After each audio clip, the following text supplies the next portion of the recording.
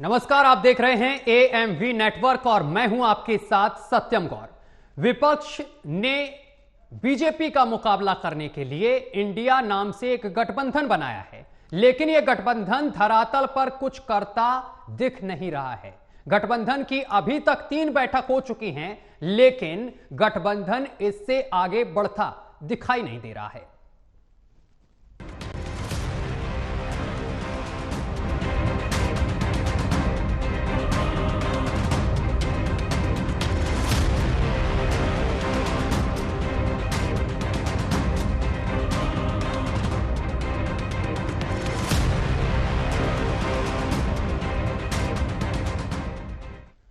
विपक्षी दलों के इंडिया गठबंधन की मंगलवार को होने वाली बैठक में प्रमुख राज्यों में सीटों के बंटवारे पर फोकस किए जाने की संभावना है।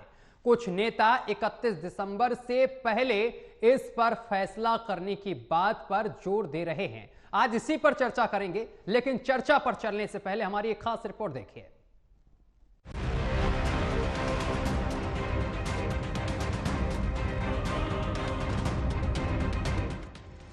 कल विपक्षी गठबंधन की दिल्ली में बैठक होने जा रही है। विपक्ष ने लोकसभा चुनाव में बीजेपी से मुकाबला करने के लिए इंडिया नाम से गठबंधन बनाया है। विपक्षी दलों ने गठबंधन तो बना लिया, लेकिन मध्य प्रदेश, राजस्थान और छत्तीसगढ़ विधानसभा चुनाव में गठबंधन की कमजोरियों का उजागर कर दिया।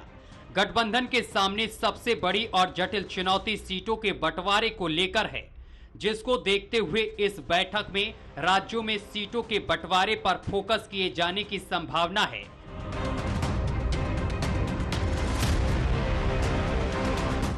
कुछ नेता 31 दिसंबर से पहले इस पर फैसला करने की बात पर जोर दे रहे हैं, ताकि जनता में गठबंधन के प्रति विश्वास पैदा हो सके।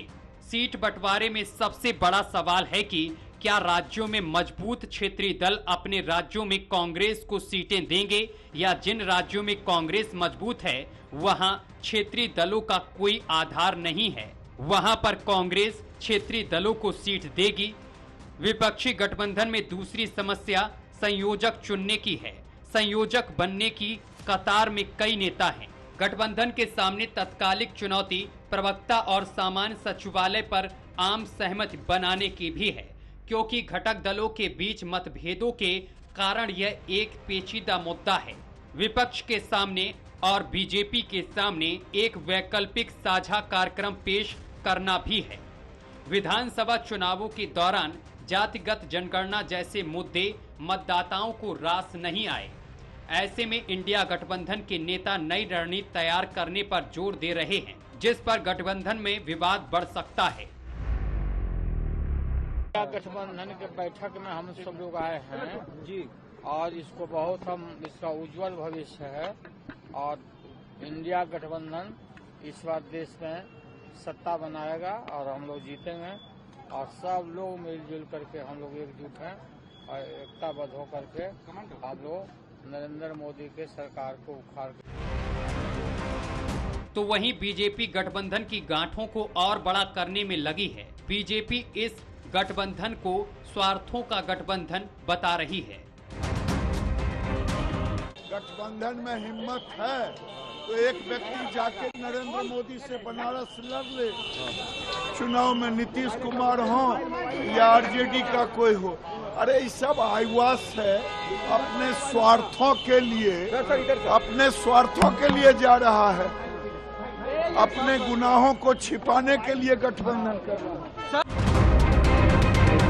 हिंदी पट्टी में निराशाजनक प्रदर्शन के कारण कांग्रेस की स्थिति गठबंधन के भीतर कमजोर हो गई है, जिससे इंडिया गठबंधन के भीतर समीकरण बदलने की संभावना से इनकार नहीं किया जा सकता। विपक्षी दलों की पूरी कोशिश गठबंधन का धुरी बनने की होगी, जबकि कांग्रेस किसी भी सूरत में अपनी पकड़ ढीली करना नहीं चाहेगी। Bureau report, AMV network.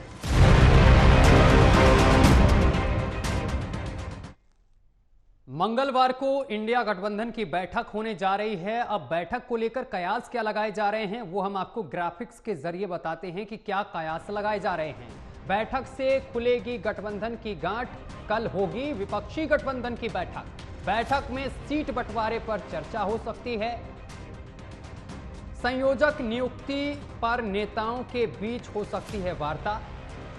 विपक्ष के सामने वैकल्पिक साझा कार्यक्रम पेश करने की चुनौती है। कई नेता पहले से तैयार, रणनीति में बदलाव की भी संभावना है।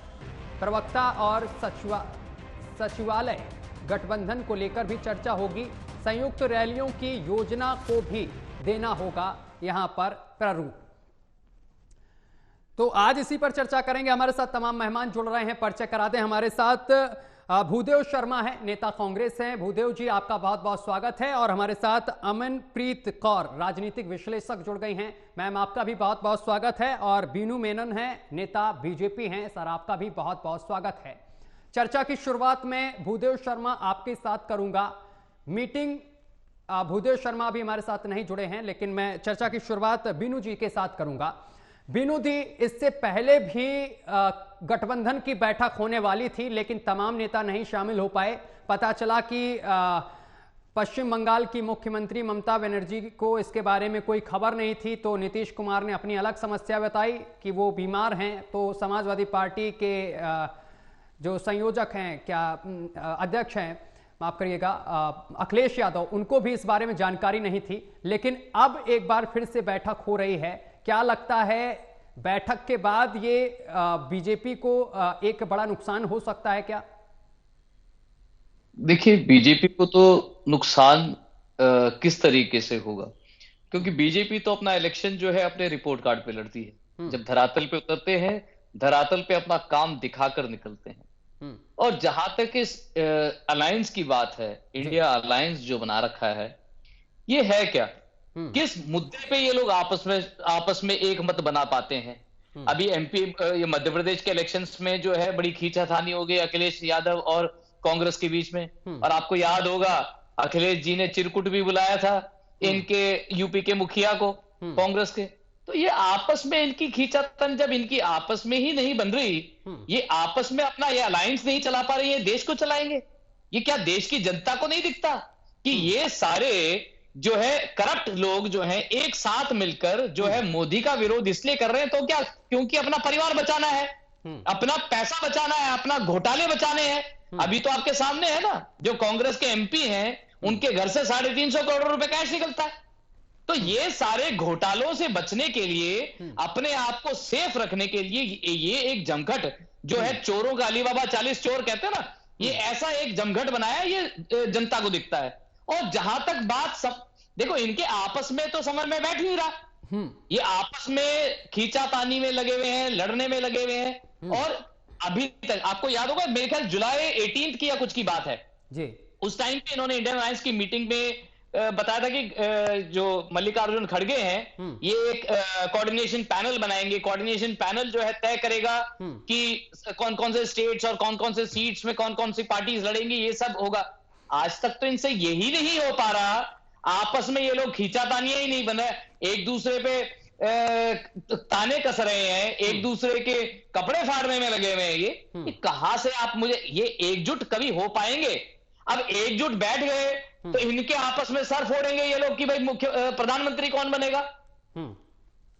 ये जो है, ये कहीं से भी जो है बीजेपी को पोटेंशियल थ्रेट नहीं है, क्योंकि लोगों के सामने इनके घोटाले हैं, सबको दिखता है, पूरी देश को दिखता है। ये अपने घोटालों को, अपने परिवार को, अपने इन सारे स्कैम्स को बचाने के लिए एक अलायंस बनाया है।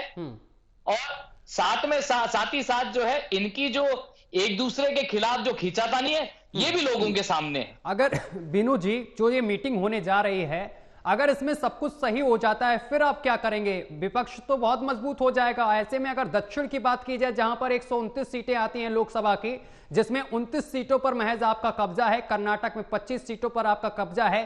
कर्नाटक वही कर्नाटक है जहां पर आपको करारी हार मिली है और कांग्रेस ने भव्य जीत दर्ज की है। उसी कर्नाटक में आपकी सीटें भी घट सकती हैं इस बार।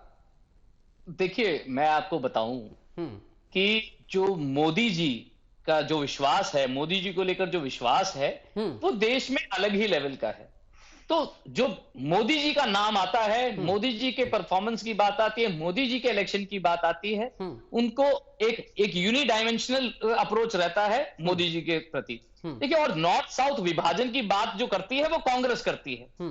ये जो अभी नॉर्थ में जो हिंदी भाषी स्टेट्स में हार मिली, इसको लेकर इन्होंने नॉर्थ साउथ डिवाइड का एक नैरेटिव जनरेट कर दिया। इनके पोस्टों में United states of south India लिखते करके पोस्ट करा। देखिए, ये घातक है, पूरे देश की एकता के लिए ये घातक पार्टी है, जो देश को चूकेगी नहीं। देश में हिंदुस्तान को बांटने में चूकने वाले लोग नहीं है। ये देश को बांटेंगे, देश को बांटने, ये सबके सामने है। क्या देश का, क्या साउथ इंडिया से लो चाहे नॉर्थ इंडिया से लो, क्या कोई ऐसा व्यक्ति होगा जो देश को विभाजित करना चाहेगा? इस इलेक्शन के बाद जो है कांग्रेस की जो शक्ल है वो सामने आ गई। इनके आला नेता जो है, नॉर्थ साउथ डिवाइड जो है आज बहुत क्लियर हो गया, ऐसा लिखते हैं। ये वहां से कहते हैं कि बिहार का डीएनए से अच्छा आंध्रा तेलंगाना का डीएनए है। क्या ऐसा है? क्या देश में इस तरीके से विभाजन करेंगे ये लोग? क्या इस तरीके से देश के एक स्टेट के लोगों को नीचा दिखाने का काम करेंगे? क्या ये यहां के देश की जनता को नहीं दिखेगा? तो इनको जो है 2024 में इनको मुंह की खानी पड़ेगी। और जो इन्होंने ये जो अभद्रता करी है, नॉर्थ साउथ डिवाइड का जो एक नैरेटिव सेट किया है, इसका भी इनको खामियाजा भरना पड़ेगा। ठीक है, भूदेव शर्मा हमारे साथ जुड़ गए हैं, स्क्रीन पर हमें दिख रहे हैं। भूदेव शर्मा जी, आवाज पहुंच रही है आप तक? भूदेव शर्मा, एक बार फिर से आप अपनी आवाज चेक करा दीजिए। आवाज नहीं मिल पा रही है भूदेव शर्मा तक, हमारी नहीं पहुंच पा रही है शायद। जी ठीक है, आ रही है। ठीक है भूदेव शर्मा, आपकी आवाज आ रही है। भूदेव शर्मा, इंडिया गठबंधन की कल बैठक होने जा रही है, लेकिन बैठक में तो आपको बहुत ज्यादा डांट पड़ने वाली है, क्योंकि जो मध्य प्रदेश और ये 5 राज्यों में विधानसभा चुनाव हुए, इसमें जो आपके सहयोगी दल थे उनसे आपकी बनती हुई नहीं दिखाई दी। समाजवादी पार्टी से भी खींचातानी हुई, तो तमाम तरीके के आरोप भी लगाए गए, तो कुछ बयानबाजी भी हुई। वहाँ दूसरी तरफ अगर नीतीश कुमार की बात की जाए तो वो भी थोड़ा नाखुश से नजर आ रहे हैं। अरविंद केजरीवाल अलग कह रहे हैं कि हम पंजाब में अकेले लड़ेंगे चुनाव, दिल्ली में अकेले चुनाव लड़ेंगे। ऐसे में कल क्या होने वाला है? देखिए सत्यम जी, आपने काफी सवाल पूछे और मैं आशा करता हूं कि मुझे जवाब देने देंगे। जी। अभी आपने कहा कि डांट पड़ने वाली है। ये कोई स्कूल का पेपर नहीं है जिसमें टीचर बच्चे को डांटेगा। ठीक, समझ रहे हैं आप? ये कोई स्कूल का पेपर नहीं है जिसमें टीचर बच्चों को डांटेंगे। अगर आपके साथ में चाहे आप हो या मैं हूं या मेनन जी हैं या कोई भी है, अगर हम लोगों में अगर कोई समझौता नहीं है तो कोई अलग हो सकता है, कोई साथ रह सकता है, वो अलग मैटर होता है। लेकिन इस तरह की लैंग्वेज का प्रयोग एक नहीं करना चाहिए कि डांट पड़ने वाली है। और अभी जैसे मेनन जी ने कहा 50 चीजें बोली, मैं इतनी देर से सुन रहा था, 10 मिनट तक केवल और केवल ये विभाजन की बातें करते रहे। कहेंगे ये कि हम विभाजन की बातें नहीं करते हैं, कहेंगे ये हम हिंदू मुस्लिम की बात नहीं करते हैं, कहेंगे ये कि हम भगवान के नाम पर चुनाव नहीं लड़ते हैं, कहेंगे ये कि हम देश के जो फौजी शहीद हुए उनके नाम पर वोट नहीं मांगते हैं। लेकिन बात सिर्फ वही करेंगे, उसके अलावा ये कोई दूसरी बात नहीं कर सकते। लेकिन मैं इन चीजों पे बात नहीं करूंगा। मुझे सिर्फ इतना पता है कि आज देश में महंगाई है, आज देश में बेरोजगारी है, आज देश में ऐसे तमाम मुद्दे हैं जिनको लेकर के हम लोगों के बीच में चुनाव में जाते हैं। रही बात 3 राज्यों में हारने की, तो मैं आपको ये बता देता हूं कि भारतीय जनता पार्टी को मात्र 37% वोट मिला था। 2019 में 63% लोगों ने भारतीय जनता पार्टी को वोट नहीं किया। वो सभी देशभक्त है, देशद्रोही नहीं है। तो इसका मतलब ये नहीं है कि 3 राज्यों में अगर हम चुनाव 2019 में 3 राज्यों में चुनाव जीते कांग्रेस पार्टी, लेकिन हम केंद्र में हारे, इसका मतलब ये तो नहीं है कि 3 राज्यों में अगर हम चुनाव जीते तो हम केंद्र में भी जीतते। तो निश्चित तौर पर राज्यों के चुनाव और केंद्र के चुनाव में बहुत अंतर होता है। ये पहली बार नहीं हुआ है, इससे पहले भी ये कई बार देखने को मिला है। हम जनता के बीच में जनता को मुद्दों को लेकर के जाएंगे। ये आज ही इस तरह की बातें कर रहे हैं। मैं तो इतने दिन से टीवी पे बैठता हूं डिबेट में, जहां पर भी बीजेपी के प्रवक्ताओं को देखता हूं, ये 5 मिनट नहीं रुक पाते। हिंदू मुस्लिम देश को डिवाइड करने की बात, भगवान की बात, सिर्फ इसी पर बात करेंगे और उसके अलावा इनके पास कोई बात नहीं होती है विकास को लेकर के। रही बात मोदी जी की, तो आप मुझे ये बताइए कि अभी राज्यों में चुनाव थे, मोदी जी ने अपने नाम पर वोट मांगे तो उनको मुख्यमंत्री क्यों नहीं बनाया? प्रधानमंत्री का इस्तीफा देकर मुख्यमंत्री बन जाना चाहिए था। तो निश्चित तौर पे मैं आपको बताता हूं, गठबंधन की बैठक है कल, उसमें जो भी फैसले होंगे, कौन साथ में होगा, कौन नहीं होगा, किसको कितनी सीटें मिलेंगी, ये तो बैठक के बाद ही तय होगा। लेकिन हम 2023 में चुनाव जीतने जा रहे हैं, और जो वादे मोदी जी ने किए थे 2014 से पहले और 2019 में, इन्होंने वापस कहा कि मुझे 5 साल मौका और दे दो। 5 साल में मैं पूरे नहीं कर पाया, लेकिन जनता ने इनको 5 साल और दिए, लेकिन इन्होंने एक भी वादा पूरा नहीं किया। न तो 2 करोड़ रोजगार देने का वादा, न 15 लाख रुपए का वादा, न 100 स्मार्ट सिटियां, मतलब कोई भी आज इनके भाषणों में दिखाई नहीं देता है। जो वादे ये करते हैं, मैं तो इनसे पूछ रहा हूं, कहां गए वो गांव जो सांसदों ने गोद लिए थे? एक गांव का नाम बता दो जिसको स्मार्ट गांव बनाया गया हो, बताइए। एक स्मार्ट सिटी का नाम बता दो। एक IIM, ऐसे ऐसे एम्स बने हैं जिनको बने नहीं है, लेकिन ये अपने भाषणों में देश के प्रधानमंत्री बड़े बकायदा झूठ बोलते हैं कि भाई एम्स बन के तैयार हो गया, जहां एक पत्थर तक नहीं लगाए। तो निश्चित तौर पर ये जनता देख रही है, और 2023 में जो चुनाव होने जा रहा है 2024 में, उसमें इनको सबक सिखाने का काम देश की जनता करेगी और इनको उखाड़ फेंकने का काम करेगी। अच्छा भूदेव जी, एक जवाब और चाहिए। बीनू जी कह रहे हैं कि गठबंधन में बिखराव है, सब अलग अलग भाग रहे हैं। नहीं सत्यम जी, मैं वही बता रहा हूँ। हाँ। ये केवल और केवल मुझे आप बताइए। हाँ, मैंने इसका जवाब नहीं दे पाया, मेनन जी ने काफी सवाल उठाए, अच्छा हुआ आपने सवाल पूछ लिया। हाँ। मुझे ये बताइए कि पहले मोदी जी कहते थे कि एक अकेला तप्पर भारी। हाँ। वो आज 38 गठबंधनों को दिखाने के लिए देश के लोगों को दिखा रहे हैं कि हमारे साथ भी 38 गठबंधन है। इतना डर मोदी जी के दिल में, दिमाग में और दिल में बैठ चुका है कि कहीं मैं अकेला न रह जाऊं। तो ये दिखाने की कोशिश कर रहे हैं। निश्चित तौर पर मैं आपको बताता हूं कि आज इस देश के संविधान को बचाने के लिए, इस देश के लोकतंत्र को बचाने के लिए, जिनको लगता है कि आज जिस तरह से किस तरह हमारे लोकतंत्र को खत्म करने का काम किया जा रहा है, 92 सांसदों को सिर्फ इस बात के लिए संसद से निष्कासित कर दिया जाता है कि वो ये सवाल उठाते हैं कि आखिर संसद की सुरक्षा में सेंध कैसे लगी, क्यों आखिर एक बीजेपी सांसद के पास पर ये लोग अंदर आए और कोई जांच और कोई कार्रवाई नहीं उसके आधार पे। तो ये जो लोकतंत्र को अगर बचाना है तो निश्चित तौर पर सभी को साथ में आना पड़ेगा और सभी साथ आएंगे। वापस आऊंगा भूदेव शर्मा मैं आपके पास। अमनप्रीत कौर हमारे साथ मौजूद हैं। अमनप्रीत कौर, कल एक अहम बैठक होने जा रही है गठबंधन की, सभी की निगाहें उस पर टिकी हैं कि आखिर क्या होगा। विधानसभा चुनाव थे मध्य प्रदेश में, आपने भी देखा होगा, बहुत बयानबाजी हुई थी अखिलेश यादव और कांग्रेस के बीच में। अखिलेश वखिलेश इस तरीके के बयान भी सामने निकल कर आए थे। आपको क्या लगता है इस गठबंधन की बैठक में सीट बंटवारे को लेकर सहमति बन पाएगी? देखिए सत्यम, ये जो इंडिया गठबंधन बना है, बेशक प्रधानमंत्री ने इनको गठबंधन, जो घुमंडिया गठबंधन का नाम दिया है, पर इसको हल्के में नहीं लेना चाहिए। क्यों? क्योंकि इसमें कम से कम हम ये देखें कि 28 पॉलिटिकल दल हैं, तो 63 के करीब नेता हैं और उसमें भी 11 CM हैं। तो इनको सिद्धांतिक मतभेद चाहे इनमें है, चाहे जो इनका फोकस है वो अलग है, पर ये जो एक चीज को लेके इकट्ठा हुए हैं, एक चीज को लेके ये एक समझ लो कि एक प्लेटफॉर्म पे आ रहे हैं, तो अपने सिद्धांतिक मतभेद भूलते हुए ये जो इन्होंने गठबंधन करने की बात की है, वो सिर्फ और सिर्फ यही है कि देश में लोकतंत्र, ये बोल रहे हैं कि ये बचाना चाहते हैं, देश में भाजपा रहित सरकार बनाना चाहते हैं और मोदी जी को कुर्सी से हटाना चाहते हैं। तो क्योंकि इनका फोकस एक है, क्योंकि इनका इरादा एक है, तो चाहे छोटी मोटी जो भी इनमें प्रॉब्लम्स चल रही हैं, या फिर वो सीटों के बंटवारे को लेके हो, या फिर जैसे आपने देखा कि कमलनाथ जी ने जो अखिलेश यादव के ऊपर जो सीटों के बंटवारे को लेके उनकी बात हो रही थी, उन्होंने बोल दिया कि कौन अखिलेश, और अखिलेश जी ने भी ये बोल दिया कि चाहे किसी को भी वोट दो, पर लोगों को अपील कर दी कि आप कांग्रेस को वोट ना देना। तो ये जो आपसी मतभेद है, इनको भुलाने के लिए या इनको सुलझाने के लिए ही लगता है इनकी चौथी जो बैठक है वो होने जा रही है। 3 महीने में ये गठबंधन बना है और 3 महीने में इनकी 3 बैठकें हो चुकी है।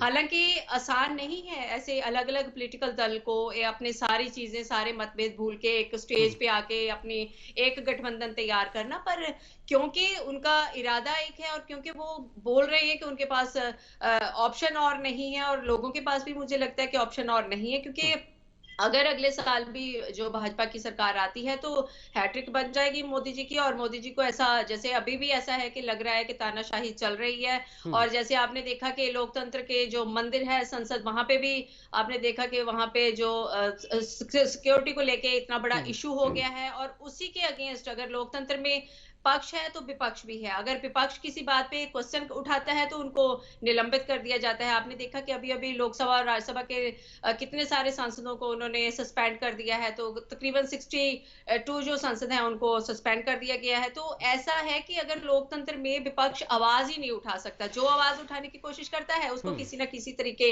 बंद किया जाता है उसकी आवाज को, चाहे वो ईडी की छापेमारी हो, चाहे सीबीआई उनके पीछे लगाना हो, चाहे उनके ऊपर देशद्रोही का मुकदमा लगाना हो। तो ये चीजें जो है इन सबसे थक हार के मुझे लगता है ये सारे पॉलिटिकल दल एक हुए हैं और ऐसा लगता है कि जरूर जी अपने जो आपसी मतभेद हैं पूरे जो उनका सोल्यूशन निकाल लेंगे, क्योंकि इसमें बहुत मतलब हम बोल सकते हैं कि बहुत सूझबूझ नेता इसमें इन्वॉल्व है। तो ऐसी बात नहीं है कि अमनप्रीत कौर, क्या आपको भी लगता है जिस तरीके से आपने ईडी सीबीआई का जिक्र किया, क्योंकि भूदेव शर्मा तो हमारे साथ जितनी भी डिबेट में बैठे हैं इन चीजों का जिक्र करते आए हैं, लेकिन आज हमने राजनीतिक विश्लेषक से इस बात को सुना है, तो मैं जानना चाहता हूं क्या बीजेपी इन तमाम चीजों को, एजेंसियों को छोड़ देती है विपक्षी दलों पर? देखिए सूत्र तो ऐसा ही कहते हैं, क्योंकि ऐसा आपने देखा कि जैसे भूपेश बघेल के ऊपर अभी जब इलेक्शन हो रहे थे तो छत्तीसगढ़ में एक दिन पहले, जिस दिन इलेक्शन था उसके एक दिन पहले वहां पे वो जो महादेव घोटाला है उसकी बात सामने आ गई।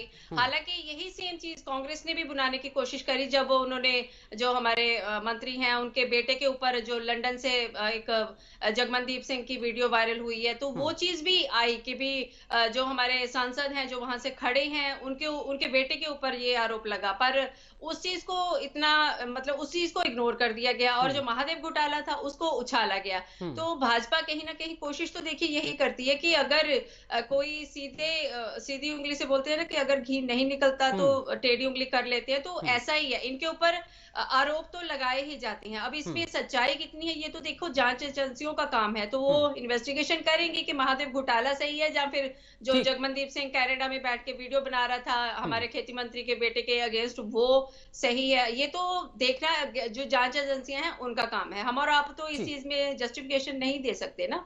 ठीक है, अब बीनू जी के पास मैं जाऊंगा। बीनू जी, तमाम आरोप लग रहे हैं आपकी पार्टी के ऊपर, तानाशाही का भी लग रहा है, महंगाई का भूदेव शर्मा लगा रहे हैं, और ईडी सीबीआई वाली जो बात है अभी तक कांग्रेस और विपक्षी दलों से मैं सुनता आया हूं।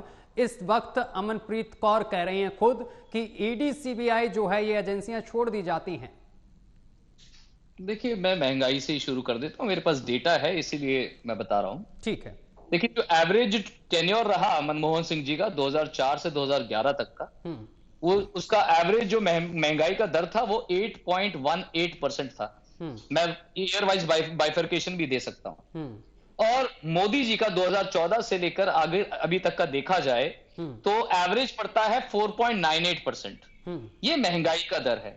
अगर आप जो है आज का जीएसटी का अगर देखोगे तो एसेंशियल्स में कैसे जीएसटी जो टैक्सेस हैं वो कम हुए हैं, इन्फ्लेशन रेट कैसे इनके दौर पे ज्यादा था, चाहे और ऑयल बॉन्ड्स जो हैं, जो मनमोहन सिंह जी ने खुद एडमिट किया कि ऑयल बॉन्ड्स जो हमने लाखों करोड़ों के जो हमने ऑयल बॉन्ड्स जो साइन किए वो आने वाली पीढ़ी के लिए हम कर्जा छोड़ के जा रहे हैं, ये मनमोहन सिंह जी ने खुद एडमिट किया है। और जहां तक हमारी बहन कह रही थी, शंका जता रही थी ईडी की सबकी बात, तो आपको मैं अभी जो है प्रत्यक्ष में दिख रहा है, जो धीरज शाह है उनके घर से 350 करोड़ रुपए निकलते हैं। इलेक्शन के टाइम में किसी मंत्री के पेड़ के ऊपर से डब्बों में से पैसे निकलते हैं। अमनप्रीत कौर, जवाब तो मिल गया होगा शायद आपको।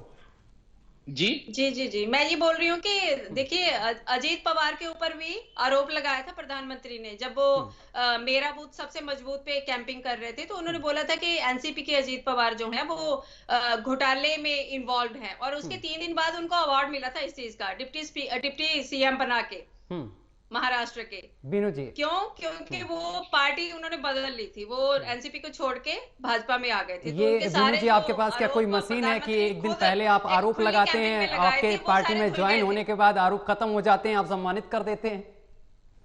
देखिए, मैंने कहा जैसे कहा अगर ऐसे ही होता, नहीं एक मिनट, अगर ऐसा ही होता फिर तो राहुल गांधी और सोनिया गांधी तो कब के जेल में हो जाते, उनके ऊपर भी इन्वेस्टिगेशन चल रही है ना। 2014 के बाद आपके पास था सब कुछ, आपने करा तो नहीं उनको। प्यारी बहन, मैं आपके टाइम पे नहीं बोला ना, तो थोड़ा संयम रखें, अपने बारी पे बोले। ठीक है, रखिए बात, तो डेकोरम मेंटेन रहेगा। जी जी। तो जहां तक ये अगर ऐसी बात होती या इंडिया में एक लॉ मैकेनिज्म है, उसके तहत जो है कार्रवाई होती है। अगर ऐसे पकड़ के जेल में डालने वाली बात होती, इन्वेस्टिगेशन चल रहा, राहुल गांधी और सोनिया गांधी जी तो कब के जेल में होते, प्रत्यक्ष रूप में दिख रहा है। 50 लाख में 200 करोड़ की 2000 करोड़ की कंपनी खरीद ली। और जहां तक जो है, मैंने इन्फ्लेशन के बारे में भी बता दिया। इन्फ्लेशन जो है मनमोहन सिंह जी के टाइम पे 8.18% था इन्फ्लेशन रेट, और मोदी जी के दौर में 4.98 है एवरेज निकाला जाए। और जहां तक काम की बात हो रही है, 19 एम्स बने, नॉर्थ ईस्ट को कनेक्टिविटी मिली। अभी मिजोरम के साथ जो है मेन लैंड के साथ जोड़ने वाला पुल बना, दुनिया का सबसे बड़ा ऊंचा जो है पुल जो है जम्मू में इलाके में बनने का काम हुआ। अगर पूरे देश जो है डिफिकेशन फ्री हो रहा है, अगर पूरे देश को इलेक्ट्रीफाई किया गया, सब गांव में अगर इलेक्ट्रिसिटी पहुंच रही है, ये उपलब्धि है। इसके अलावा प्रधानमंत्री योजना के तहत 3 करोड़ मकान मिलते हैं, 13 करोड़ जो है टैक्स लग जाते हैं, और ये सारी चीजें पारदर्शिता के साथ। क्योंकि राजीव गांधी जी ने तो खुद एडमिट किया था कि केंद्र से 1 रुपए जाता है तो नीचे 15 पैसे पहुंचते हैं, पर हमारा जो स्कीम है वो सारा डीबीटी से होता है। और जहां तक काम की बात हो रही है, तो छोटी छोटी चीजें जो है सामने है सारी। अगर विकास हो रहा है, अगर आज जो है, पहले हम डिपेंडेंट थे 98% मोबाइल जो है हम बाहर से खरीदते थे, आज वर्ल्ड के 2nd लार्जेस्ट मोबाइल मैन्युफैक्चरर्स हैं। आज देश जो है जापान को पीछे छोड़कर 3rd लार्जेस्ट ऑटोमोबाइल उपभोक्ता है हम। तो ये सारी चीजें उपलब्धियां हैं। आज ग्लोबल एक्लेम मिला हुआ है हमें। आज जो है विश्व की सबसे 5वीं बड़ी जीडीपी है हम, आर्थिक व्यवस्था बन गए हैं हम। ये सारी चीजें हमारे रिपोर्ट कार्ड ही तो है। और कांग्रेस तो वो पार्टी है, ये कहते हैं आर्मी पर हम वो ले आएंगे। भाई, आर्मी को सशक्त करने का काम जो है भाजपा ने किया है, मोदी सरकार ने किया है। ये तो सड़क छाप गुंडा कहते हैं आर्मी चीफ को। ये जो है देश की आर्मी के शौर्य पर सवाल उठाते हैं। जब सर्जिकल स्ट्राइक करके आए तो इनको सबूत चाहिए था। ये वो लोग हैं जिन्होंने पुलवामा अटैक को जो है देश की शहादत को डिफेंड करने की कोशिश करी। इसके बावजूद, जबकि पाकिस्तान असेंबली में इस चीज को लेकर उन्होंने एडमिट किया कि पुलवामा अटैक उन्होंने कराया, इसके बावजूद जो है देश के जो जवान हैं उनके शहादत को बदनाम करने का काम ये करते हैं। हम तो अपने रिपोर्ट कार्ड के साथ बैठते हैं। ठीक है, मैं सर वापस आऊंगा, भूदेव शर्मा के पास जाता हूं, कुछ जवाब ले लेता हूं। भूदेव शर्मा, आपको सारे जवाब मिल गए, महंगाई को लेकर भी बता दिया उन्होंने।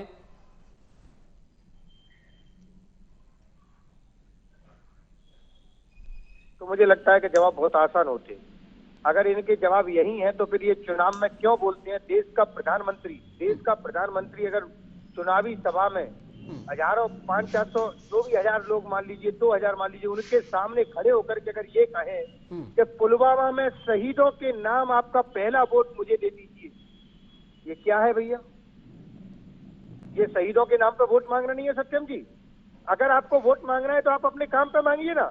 देश के प्रधानमंत्री कभी काम पर वोट नहीं मांगते हैं, बताइए। हमेशा मांगते हैं हिंदू मुस्लिम के आधार पर, राम मंदिर के नाम पर, 370 पर, इस पर, मतलब ऐसे मुद्दों पर वोट मांगने का काम करेंगे जिससे देश की जनता को विभाजित किया जा सके। मेनन जी सुन लीजिए, आप इतनी देर से बोल रहे थे, हम तो सुन ही रहे थे। अभी तक तो हमने आपके सवालों के जवाब ही नहीं दिए। जवाब तो देने दो। आपने 50 चीजें गिनाई कि कांग्रेस ने ये किया, कांग्रेस ने वो किया और भारतीय जनता पार्टी ने ये किया। आज अगर अडानी जी की कंपनी में 21,000 करोड़ रुपए अगर कहीं से लगता है बाहर से आकर के, तो उसकी जांच नहीं होगी, बिल्कुल नहीं होगी। लेकिन 2014 से आज तक कितने लोगों पर ईडी सीबीआई के फर्जी छापे डाल करके विपक्ष के नेताओं की छवि को खराब करने का काम किया गया। चुनाव से पहले जनता के सामने छवि खराब करते हैं, चुनाव के बाद वो ईडी सीबीआई कहीं दिखाई नहीं देते। और वो नेता जिन पर देश का प्रधानमंत्री आरोप लगाता है, उनको अगर बीजेपी में शामिल कर देते हैं तो वो दूध के धुले हो जाते हैं। 0.2% से भी कम रेशियो है ईडी सीबीआई जो केस लगा रही है जिनको सिद्ध होने में। और जो अभी झारखंड की बात कर रहे हैं मेनन जी, थोड़ा सा इनकम टैक्स के रूल्स और रेगुलेशन को पढ़ के आइए। मैंने अभी कहा कि केवल और केवल आप चुनाव से पहले विपक्षी नेताओं की छवि खराब करने का काम करते हैं। उन्होंने क्लियर तौर पे कहा है कि वो बताएंगे उनका जहां 1 महीने के अंदर 1000 करोड़ रुपए टर्नओवर हो जिस व्यक्ति के पास, वहां 300 करोड़ रुपए कौन सी बड़ी बात है। और उन्होंने बोला है कि मैं इनकम टैक्स को सारे प्रूफ दूंगा। क्या मतलब है उसमें? लेकिन छवि खराब इनको करनी है तो वो करते हैं। यही देश की जनता को गुमराह करने का काम किया गया। 2 करोड़ रोजगार की अगर बात करते हैं तो ये नहीं जवाब देंगे कि वो 2 करोड़ कहाँ गए। तो आप खड़े होकर के कहते थे सिलेंडर, पेट्रोल, डीजल, इसकी महंगाई पे आप रोड पे आकर के रोती थी इनकी मंत्री थी कि स्मृति ईरानी, जो आज कहीं दिखाई नहीं देती है, जिनको आज महिलाओं का दर्द दिखाई नहीं देता है। ये महंगाई इनको नहीं दिखेगी। 400 रुपए का सिलेंडर 1150 में चला गया, चुनावी राज्यों में ये 450 का दे देंगे। केंद्र में इनकी सरकार है लेकिन वहां और राज्यों में ये 1100 का देंगे। तो देश को बांटने का काम भाई कौन कर रहा है? ये लोग कर रहे हैं, क्योंकि आधे राज्यों में 1100 रुपए का सिलेंडर, जहाँ चुनाव है वहाँ 450 रुपए का सिलेंडर। ये देश को बांटने का काम कौन कर रहा है? ये लोग कर रहे हैं। 2 करोड़ से अधिक लोगों का रोजगार चला गया। अडानी और अंबानी को सारे के सारे चीजों को बेच दिया गया जो गवर्नमेंट थी, लेकिन उन पर कोई जांच नहीं होगी। हजारों टन ड्रग्स गुजरात एयरपोर्ट पर पकड़ा गया, अडानी पोर्ट पर, लेकिन उसकी जांच नहीं होगी। तो जो अडानी और अंबानी उद्योगपतियों की जो सरकार है, 10 लाख करोड़ से अधिक का लोन जो क्या है उद्योगपतियों का माफ कर दिया, लेकिन 2 लाख करोड़ रुपए किसानों का माफ नहीं करेंगे।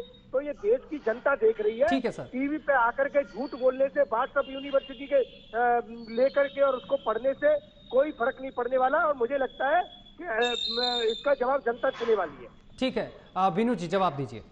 जी देखिए, सबसे पहले मैं अडानी से ही शुरू कर देता हूं। इनको अडानी अंबानी ने, इनका फेवरेट डायलॉग है, एक तथ्य के साथ बता रहा हूं। जो है दिसंबर 15 जो है 2021 को जो है एमओयू साइन होता है अडानी के साथ, और अडानी और राजस्थान सरकार के बीच में। और ये बिल्कुल जो है एक दिन पहले जो है राहुल गांधी जी जयपुर में खड़े होकर जो है अडानी अंबानी इलेक्शन रैली में गिनवा देते हैं। परंतु पीछे जो है वहां पे राजस्थान में एमओयू साइन हो जाता है गहलोत सरकार के साथ। छत्तीसगढ़ में भी जून 11 2022 को 2397 हेक्टेयर जमीन जो है अडानी रिन्यूएबल होल्डिंग्स को दी जाती है राजस्थान में। ये अडानी अंबानी। और इससे पीछे चले जाइए आप तो पॉलिस्टर जो है, पॉलिस्टर का जो सोल जो है, एक तरह का पूरी तरह से सोल मैन्युफैक्चरिंग राइट जो है अंबानी की कंपनी को था। किसने करा था? ये इंदिरा गांधी सरकार के टाइम पे था, राजीव गांधी सरकार के टाइम पे था। और ये आज जो है हम पर सवाल उठाते हैं अडानी अंबानी की। आप तथ्यों को चेक कर अडानी अंबानी जो भी मरने का काम करें, आज जो है विदेशी ताकतों से पैसे आ रहे हैं।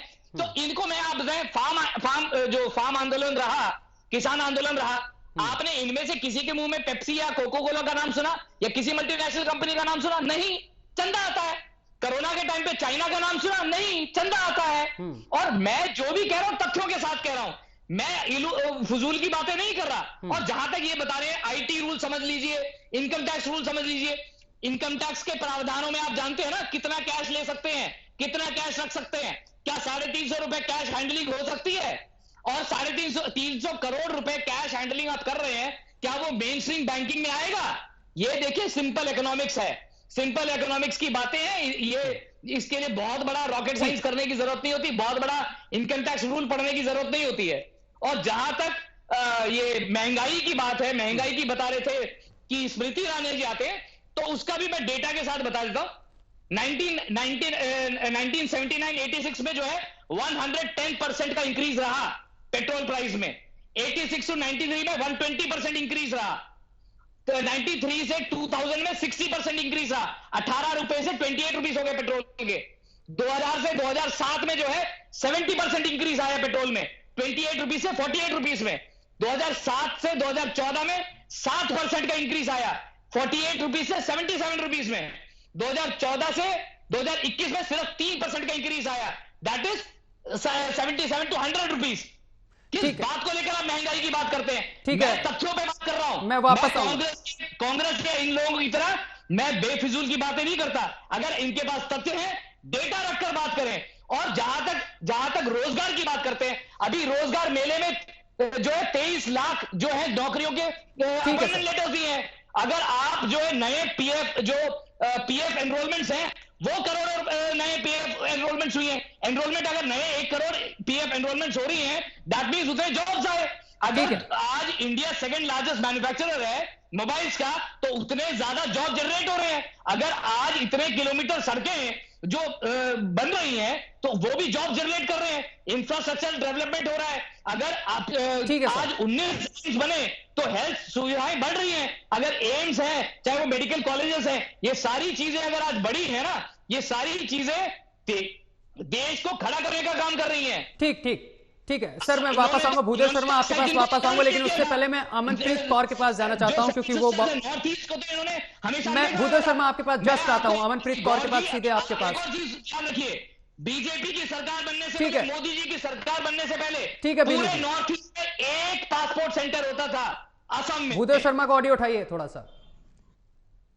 उसके बाद मैं, आप वापस आओगे तभी मैं जवाब दूंगा। मैं सिर्फ इतना कहना चाहता हूं कि मेनन जी थोड़ा गणित का, मैथ का अध्ययन कर लो।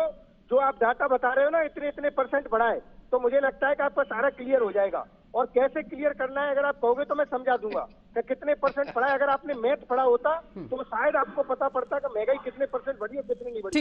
ये आंकड़ों में देश की जनता को गुमराह करने का काम नहीं करूँ। ये मैथ, ठीक है, गठबंधन पे आते हैं। ठीक है, आप भी पढ़ लो थोड़ा सा। ठीक है, गठबंधन पे आते हैं। ठीक है, ठीक है, अमनप्रीत कौर, जिस तरीके से कल गठबंधन की बैठक है, लेकिन उससे पहले एक बयान सामने निकल कर आया है। जेडीयू के एक नेता हैं रिंकू सिंह, उन्होंने कहा है कि प्रधानमंत्री का उम्मीदवार जो है वो नीतीश कुमार होंगे, क्योंकि वही पार्टी को जिता सकते हैं और कोई चेहरा नहीं है। देखिए सत्यम, 28 पॉलिटिकल दल इस गठबंधन का हिस्सा है और हर दल यही चाहेगा कि उसका जो मुखिया है उसी को प्रधानमंत्री के रूप में वो देखना पसंद करेंगे। तो ये बड़ी बात नहीं है। हर एक पॉलिटिकल दल को लगता है कि उनका नेता जो है वो भी मुखिया हो और वही प्रधानमंत्री का चेहरा हो। पर देखना ये होगा कि ये जो इनकी कमेटी बनती है, ये जो आपस में कोऑर्डिनेशन इनकी फिट बैठती है, सीटों के बंटवारे को लेके ये जो फैसला करते हैं, जो आपसी मतभेद है वो भुला के बात करते हैं, तभी ये सक्सेसफुल हो पाएंगे। ऐसा है कि अगर ये भाजपा के अगेंस्ट में खड़े हैं, तो जैसे भाजपा 24/7 एक्टिव मोड में रहती है और इलेक्शन मोड में रहती है, तो ऐसी ही तैयारियां इस गठबंधन इंडिया को भी करनी पड़ेगी। और अगर पीएम मोदी के फेस कोऑर्डिनेशन कैसे बन पाएगा मैम? कोऑर्डिनेशन कैसे बन पाएगा, क्योंकि सभी अपने आप में दिग्गज अपने आप को समझते हैं। समाजवादी पार्टी की बात अगर की जाए तो वो अपने आप में है, अपनी हुंकार भरते हैं, उनके समर्थक कहते हैं कि हमारी तरफ से प्रधानमंत्री बनेगा। अब एक चीज और अगर देखी जाए तो डीएमके के जो नेता हैं वो सनातन को लेकर विवादित टिप्पणी करते हैं, जो कि कांग्रेस हिंदुत्व को लेकर सॉफ्ट जो राजनीति करती है उस पर पानी फिर जाता है। देखिए ऐसी स्टेटमेंट से इनको बचना चाहिए, क्योंकि अगर आपने बोला ना कि वो ऐसा मानते हैं, ऐसा नहीं है कि वो दिग्गज मानते हैं अपने आप को, वो दिग्गज हैं ऑलरेडी, इसीलिए उसमें 11 सीएम जो है वो इंक्लूडेड है। तो ऐसी बात नहीं है। नेताओं की या उनके पॉलिटिकल करियर की हम बात करें या पॉलिटिकल एक्सपीरियंस की बात करें, तो उस चीज का वहां किसी में भी कोई मुझे नहीं लगता कमी है।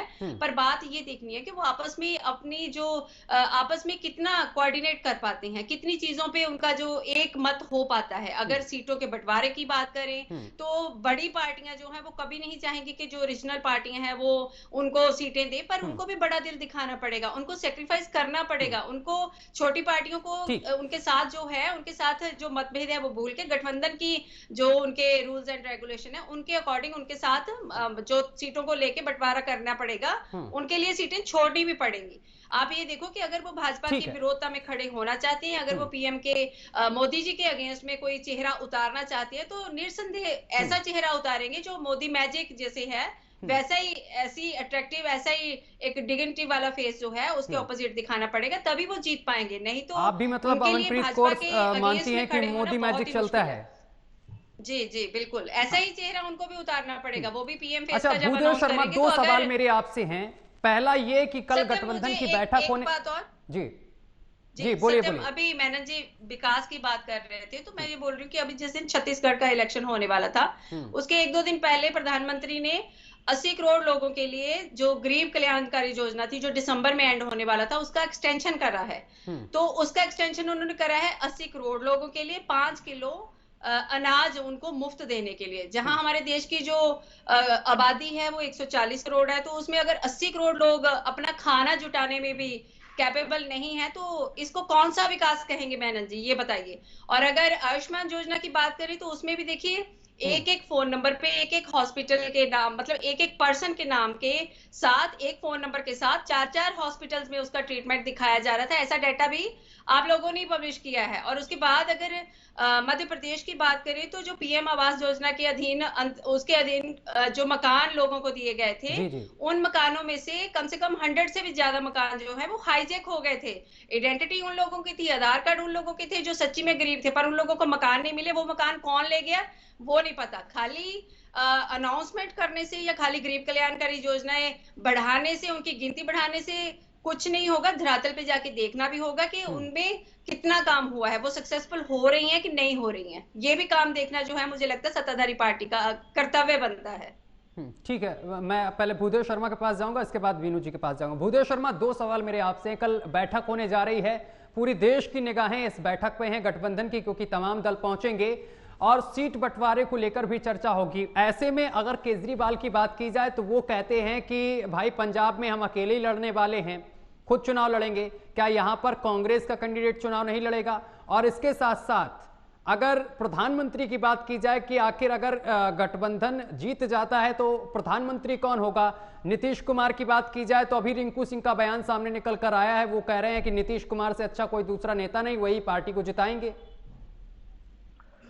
देखिए सत्यम जी, आपने 2 सवाल पूछे। जी। सबसे पहले मैं आपके दूसरे सवाल का जवाब देता हूं कि आपने कहा कि गठबंधन का प्रधानमंत्री का नेता कौन होगा। मैं आपको बताना चाहता हूं कि हमारे देश में जो संसदीय लोकतांत्रिक प्रक्रिया है, इसके अंदर हमें ये ध्यान रखना चाहिए कि देश के 130 करोड़ 140 करोड़ लगभग 140 करोड़ लोग सभी प्रधानमंत्री के दावेदार हो सकते हैं। हमें ये पता होना चाहिए कि संसदीय विधानसभा की जो प्रक्रिया होती है उसमें सांसद जो चुन करके आते हैं वो अपना दल का नेता चुनते हैं, वो प्रधानमंत्री बनता है। ऐसे ही विधानसभा में विधायक चुन के आते हैं, उनके दल का नेता होता है, वो मुख्यमंत्री बनता है। अब अगर यहाँ पर ये तो नहीं है कि केवल नागपुर के कार्यालय से एक फरमान निकला कि ये मुख्यमंत्री होगा, बाकी सब साथ बैठ जाओ, वहाँ के लोगों को पर्चियां दे दी और वो खुद शौक रह जाए वहाँ के सीनियर नेता।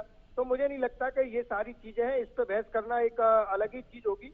जब जीत करके आएंगे, जिसको सांसद अपने दल का नेता चुनेंगे वो प्रधानमंत्री बनेगा, किसी को भी चुन सकते हैं। और अब रही बात दलों के नेताओं की, ये कोई किसी दल को बोल सकता है, तो सभी जिस दल से जुड़े हुए हैं वो अपने नेता का नाम, किसी का भी नाम ले सकते हैं। उसमें क्या है, अगर मुझसे पूछोगे मैं राहुल गांधी जी की बोलूंगा, और सपा से पूछोगे अखिलेश यादव जी को पूछेंगे, जितने भी दल है तो वो अपने नेता का नाम लेंगे, इसमें कोई बात नहीं है। इसका निर्धारण मुझे लगता है कि जब सांसद आएंगे वो चुनेंगे अपने दल का नेता, वही प्रधानमंत्री बनेगा। बस पहली। दूसरी बात, आपने कहा, दूसरा सवाल था आपका केजरीवाल जी को लेकर के।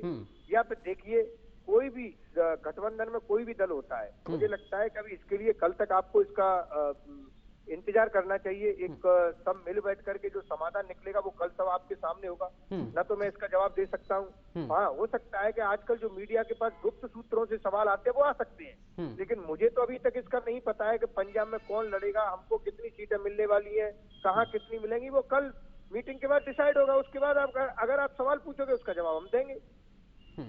ठीक है, बीनू जी।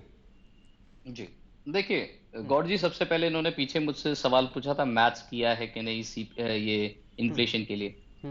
तो पास डेट सीपीआई माइनस जो है present date CPI divided by past date CPI करेंगे तो इन्फ्लेशन रेट मिल जाएगा। तो ज्ञान जो है हमें ना दे, मैं क्योंकि राहुल गांधी नहीं हूं तो मेरे बुद्धि पे सवाल ना उठाएं। और दूसरी बात जो है, जहां तक जो बात है, इन्होंने खुद बताया हमारे भूदेव जी ने कि भाई अखिलेश यादव की पार्टी चाहेगी अखिलेश यादव, कांग्रेस पार्टी चाहेगी राहुल गांधी, नीतीश जी की पार्टी चाहेगी नीतीश। यही तो मैं कह रहा हूं, यही तो विवाद है। वो एक नाम नहीं चुन पाएंगे, ये भूदेव जी ने खुद बता दिया। आपस में ही लड़ना मरना रहेगा इनका। तो ये तो जनता को भी दिख रहा है, ये तो जनता को भी दिख रहा है कि ये तो है, ये they can not zero down on one name, वो एक नाम चुन नहीं पाएंगे। तो ये जो है, ये कलेश जो है, ये लड़ाई जो है, ये इंडिया अलायंस में बचा रहेगा, ये सबको मालूम है।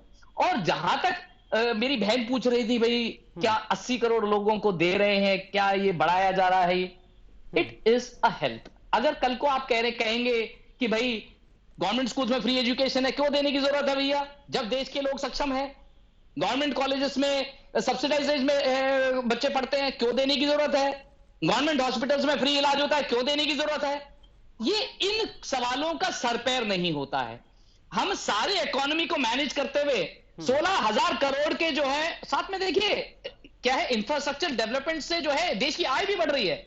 आज पहले जो देश जो है डिपेंडेंट हुआ करता था, आज 16,000 करोड़ का जो है डिफेंस एक्सपोर्ट करता है। आज हमारे देश से हर चीज को देख लीजिए, एग्रीकल्चर प्रोड्यूस में देख लीजिए, शहद से लेकर अनाज तक सारी चीजें जो है एक्सपोर्ट हो रही है, और पहले से कई ज्यादा एक्सपोर्ट हो रही हैं। किसान को किसान सम्मान निधि मिल रहा है, क्या किसान को उस पैसे से क्या वो जीवन जिएगा? वो सम्मान निधि है, it is a help, it is a help which is given to them. तो ये चीजों को लेकर सवाल उठाने के जगह पे आप उसके ब्राइटर साइड से वो देखिए ना, जो ब्राइटर साइड से कि इंडिया जो है आज, जो हिंदुस्तान है आज, जो भारत जो है विश्व का 5th लार्जेस्ट इकोनॉमी है और 3रा लार्जेस्ट इकोनॉमी बनने के लिए अग्रसर है। अगर पहले 98% मोबाइल्स बाहर से आ रहे थे, आज हम 2nd लार्जेस्ट मैन्युफैक्चरर्स हैं। ये है विकास। आज जो है हमारे जो नेबरिंग कंट्रीज हैं, पाकिस्तान हो चाइना हो, वो हमें आंख दिखाने की हिम्मत नहीं करता है। ये विकास है। भूदेव शर्मा को 2000 किलोमीटर अंदर घुसा हुआ है, आग दिखाने तो दूर की बात है। सत्यम जी 2 बार आपको टोक चुका। मैं आपके टाइम पे शांत रहा, भूदेव जी के टाइम पे शांत रहा, पर आप जो है बीच में बोलने के उससे बात नहीं आ रही है। ठीक है, एक बार सुन लेते हैं भूदेव शर्मा कुछ मेंटेन करेंगे। देखिए मैं क्या बीच में नहीं बोल सकता हूँ क्या? मैं इनसे बोल सकते हो ना, हर चीज का जवाब आपके साथ के साथ दे सकता हूँ, but if you maintain the decorum the debate will go smoothly. कहाँ है मेनन जी? स्मार्ट सिटी कहाँ चली गई? 5 ट्रिलियन इकोनॉमी बनी क्या? बताइए ना, उसका जवाब दो।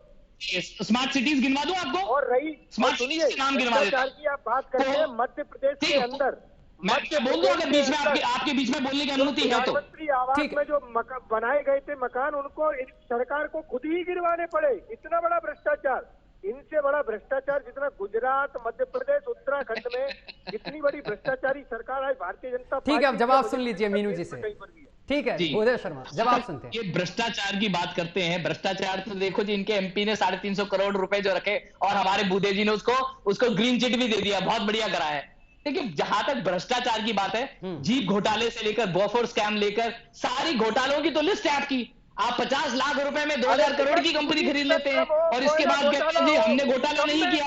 और जहां तक स्मार्ट सिटी का मैं नाम गिना देता हूं आपको, स्मार्ट सिटी का नाम सुनिए। नागालैंड में जम्मू एंड कश्मीर एक एक करके बात करके भूदेव शर्मा जवाब सुन लीजिए। सारी गुजरात में है, भुवर मध्य प्रदेश में है, हिवेरा बाजार महाराष्ट्र में है। आप मेरे पास लिस्ट है भैया। देखो हम हवाई फायर नहीं करते आपकी तरह। मैंने जो चीजें बड़े क्या है एक लेमैन अंडरस्टैंड करने वाली भाषा में समझा दी आपको। सरकार के आने से पहले नॉर्थ ईस्ट में, पूरे नॉर्थ ईस्ट में, असम में एक पासपोर्ट सेंटर होता था। तो क्या ये अनदेखी नहीं करी आपने? अनदेखी नहीं करी आपने? और आज आयुष्मान योजना पर सवाल उठा रहे हो। आयुष्मान हम पूरा देश जो है जब हेल्थ सेक्टर को इंप्रूव करने में लगा हुआ है और जो है लोगों को मेन स्ट्रीम में लाने में लगा हुआ है और इंडियन कल्चर को प्रमोट कर रहे हैं और सारे हर लेवल को, मखाने को लेकर कभी आज तक किसी ने सोचा था? मखाने को लेकर उसको वर्ल्ड लेवल में उसको प्रमोट करने का काम मोदी सरकार ने किया।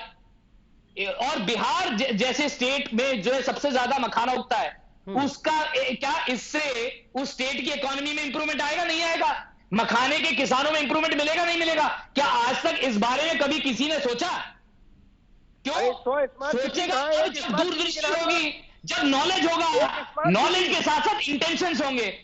इंटेंशंस की सबसे बड़ी कमी कांग्रेस पार्टी में रही, क्योंकि आज तक अगर इंटेंशंस की कमी नहीं होती ना तो आप लोग देश को आगे बढ़ाने का काम करते। अगर आपके साथ कोरोना टाइम में भी जैसे आप लोगों ने बोला, ठीक है ये गौर जी, ये वो कांग्रेस पार्टी की जो आस्था, जो भरोसा था वो बाहर के फार्मास्यूटिकल कंपनीज में था। इनके नेताओं ने कहा कि फाइजर और इन सब से क्यों नहीं ले रहे हम, जबकि हमने क्या है हमारे देश में हमारे फार्मास्यूटिकल कंपनी से वैक्सीन अमनप्रीत कौर के पास दूसरे देशों को भी प्रोवाइड कराया। वसुधैव कुटुंबकम जो हमारी नीति है उसको हमने दिखाया।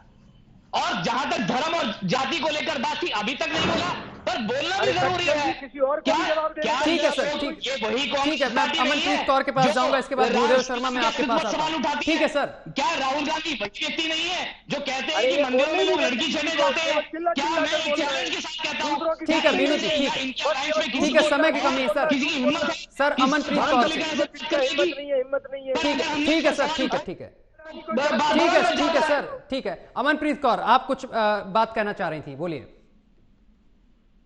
जी, मैं ये बोल रही थी कि जो आयुष्मान का इन्होंने बोला कि गलत है, तो आप ही के मीडिया के द्वारा ही तो आया था कि आयुष्मान में ये घोटाला सामने आया है, और जो हैक हुए हैं जो 100 मकान जो पीएम आवास योजना के अधीन, वो भी मीडिया में ही आया है। अगर गलत है तो आप प्रूफ दे दीजिए।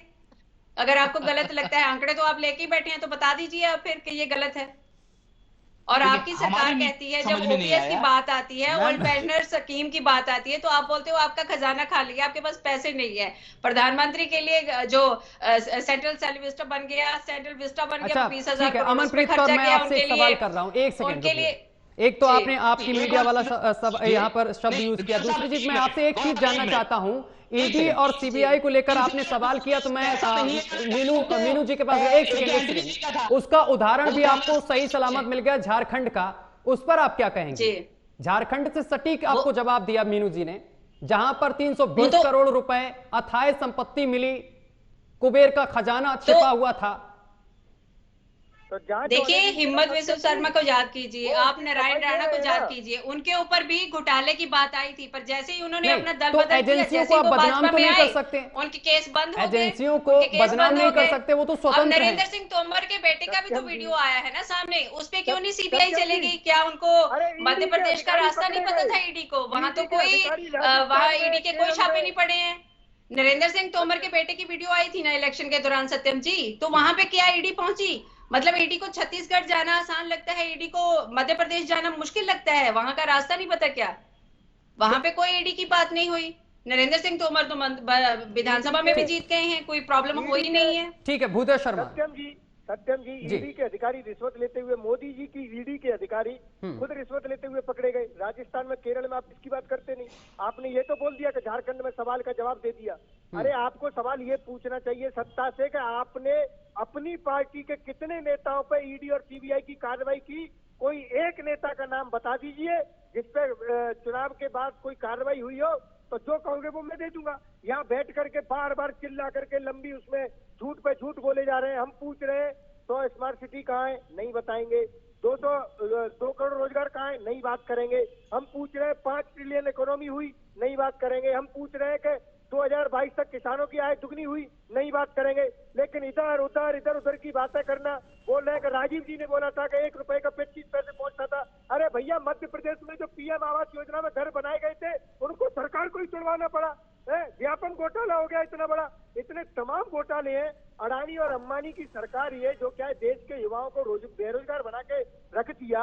देश के प्रधानमंत्री कहते हैं घोटाले के आरोप तो भूदेव शर्मा जी आपके भी दामन पर लगे हैं। 20वीं सदी में हमें तो हास्यास्पद लगता है। उस पर भी जवाब दीजिए। 2G 3G सत्यम घोटाला, तमाम घोटाले लगे हैं, ऐसे में तो आपको भी जवाब देना चाहिए। पूछ लीजिए। मैं तो उनसे भी सवाल कर रहा हूँ, आपसे भी कर रहा हूँ, और अमनप्रीत कौर से भी लगातार कर रहा हूँ, सवाल पूछ रहा हूँ। जांच कौन करेगा?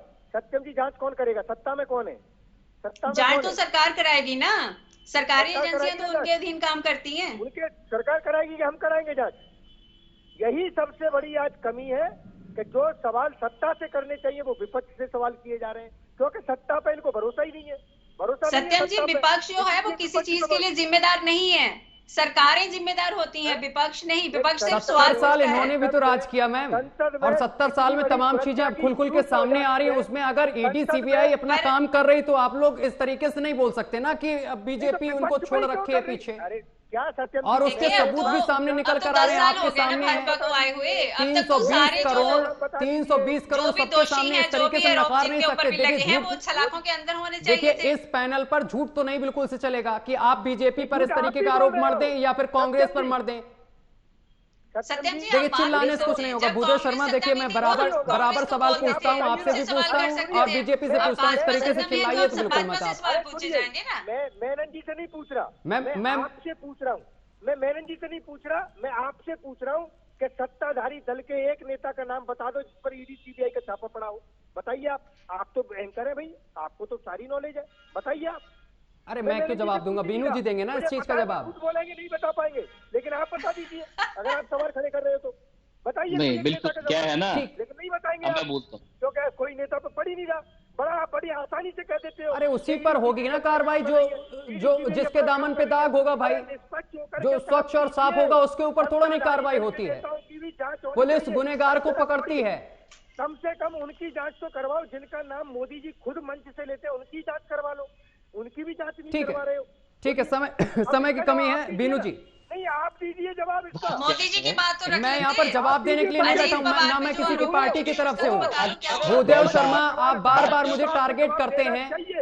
आप अगर सत्ता पक्ष के प्रवक्ता का साथ दे सकते हो तो विपक्ष के सवाल। मैं किसी का साथ यहाँ देने नहीं बैठा हूँ। मैंने पहला सवाल बीनू जी से यही पूछा था। पहला सवाल मैंने यही पूछा था कि दक्षिण में 129 सीटें हैं, जहां पर 29 पर आपका कब्जा है, अन्य सीटें आप कैसे काबू पाएंगे, क्योंकि कर्नाटक में कांग्रेस की जीत हुई है।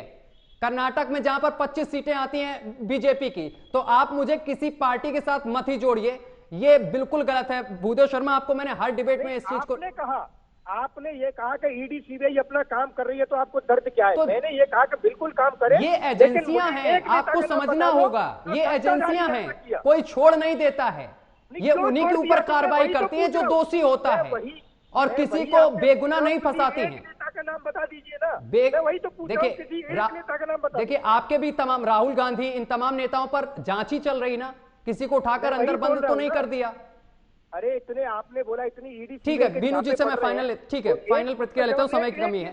बीनू जी मेरे एक सवाल का जवाब दे दे। इतने मैंने सवाल खड़े किए हैं, एक सवाल का जवाब नहीं देंगे। देखना अभी भी है, इधर से उधर, उधर से इधर की बातें करेंगे। हमारे भूदेव भाई ने अभी तक ये नहीं बताया कि पॉलिसी जो है मोनोपोली जो है अंबानी परिवार को दे रखा था। ये आपके, मैं एक एंकर हूँ। देखिए गॉड साहब, मैं जो बात कर रहा हूँ तथ्यों पे कर रहा हूँ। ठीक, पॉलिस्टर मैन्युफैक्चरिंग जो है पूरी होली एंड सोली जो है अंबानी को दे रखा था। देखो अभी इंदिरा गांधी और राजीव गांधी ने, इस पर आप नहीं बता रहे हैं। और जहां तक घोटाले की बात है, आपके करे हुए गुनाह के लिए मुझे थोड़ी अंदर ले लेंगे या मेरे पर थोड़ी कार्रवाई करेंगे? अब राहुल गांधी और सोनिया गांधी घोटाला करेंगे, या अगर कांग्रेस पार्टी के नेता घोटाला करेंगे तो उनके ऊपर कार्रवाई होगी। अब जबरदस्ती सत्ताधारी पार्टी के ऊपर आप उनके ऊपर कार्रवाई करा दोगे। ठीक है सर, समय की कमी, माफी चाहता हूं, मैं इसी चर्चा को यहां पर रोकना ही पड़ेगा। बहुत बहुत शुक्रिया आप तीनों का हमारे साथ जुड़ने के लिए, तमाम बातचीत करने के लिए। तो आपको बताते चले कि मंगलवार को गठबंधन की बैठक होने जा रही है, इंडिया गठबंधन की। इसमें तमाम दल पहुंचेंगे। देखने वाली बात यह होगी कि इस बैठक में क्या कुछ निकल कर आता सामने, क्योंकि इसमें तमाम चुनौतियां हैं। इस बैठक में सीट बंटवारे को लेकर बातचीत होगी, संयोजक को लेकर भी बातचीत हो सकती है। फिलहाल देखने वाली बात यह होगी कि इस बैठक में तमाम दलों की सहमत होती है या नहीं होती है। फिलहाल मेरे साथ अभी के लिए बस इतना ही। देखते रहिए AMV नेटवर्क।